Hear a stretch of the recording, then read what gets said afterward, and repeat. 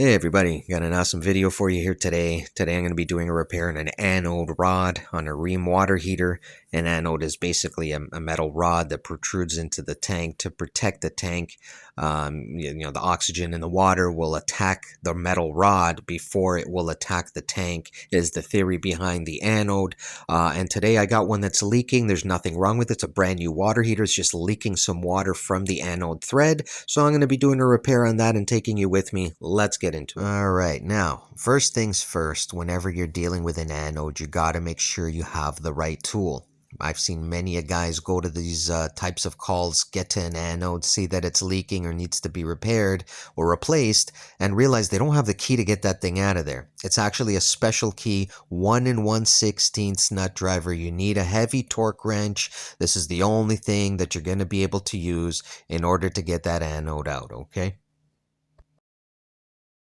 Alright, now you got to find your anode. Now what you want to do is just don't worry about these two pipes here. This is your water coming in and water coming out. It's not these two pipes. You're always going to have these two pipes in your water heater. What you're going to be looking for is at the top of the water heater at the back, most likely there's going to be this weird indentation there, and that's where that weird key is, and hence that special key. Guys will come here, they'll look at that and think, how the hell am I going to get that thing out of there?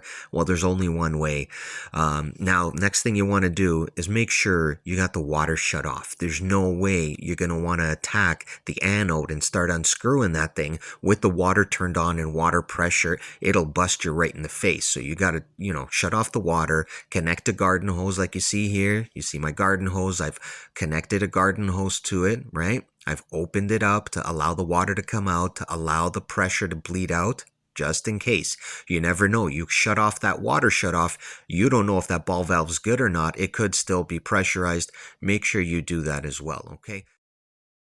Now, in order to get it out, you basically got to unscrew it, okay? And you got to remember, counterclockwise to loosen, clockwise to tighten, or as the old timers will tell you, righty-tighty, lefty-loosey works almost every time, okay? You just got to take it easy on this. Go light on the torque wrench. You may have to go hard the first time. You may have to heave on it to crack it. But then after that, just, go slow, and get that thing all nice and loosed up. As soon as you feel like really there's no play there, it's loose, stick your fingers in there. Make sure there really is no play, because then it's going to be real hard to get that thing out. You got to get needle nose pliers that are real thin, or maybe 2 screwdrivers, get them in there, 2 flathead screwdrivers, and pop that thing out, and then you can really start working on it, okay? Now, this is the anode here. After I pulled it out, you can see, the manufacturer ran out of dope, and they just decided to use what looks like toothpaste here. So I'm going to clean this up a little bit and use some certified Teflon tape on this. Got to get these threads nice and clean so I can apply some Teflon tape. Just got to kind of clean that out. And careful when you pull this bar out, by the way. Make sure you got something there. I usually just like to stick a rag in there just to make sure it ain't going to flop back in, okay? So then I get my Teflon tape out and, do the old zipperoo, all right? So we're going to put some Teflon tape on here. Make sure it's nice and clean. Make sure you don't apply too much or too little. Okay, I usually like to go around a bunch of times, and then as soon as you start seeing that, you're really getting into that threading there, then it's looking nice. You don't want to do so much that you can't even see that threading, and then you kind of pull that out, get it in there nice. Make sure you're not messing with that tape as you're putting it back in there, and then away you go. And now it's just basically time to tighten it up again, and you need that old 1 1/16 wrench all over again, and now it's time to get down to business.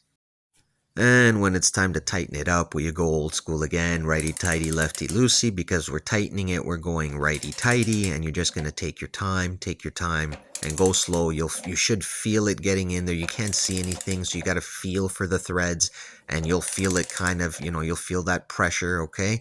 And then once you get that kind of lock in and you feel like, I'm getting good resistance, you should be in the clear.